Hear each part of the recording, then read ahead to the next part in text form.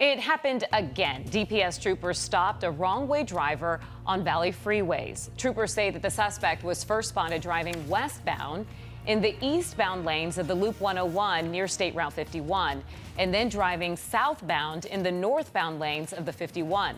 When troopers caught up to the driver sped off, but troopers were able to arrest the driver a few miles later. Unfortunately, this is not the first wrong-way incident this year. DPS troopers stopped a wrong-way driver from getting on I-10 near 40th Street in Phoenix last week.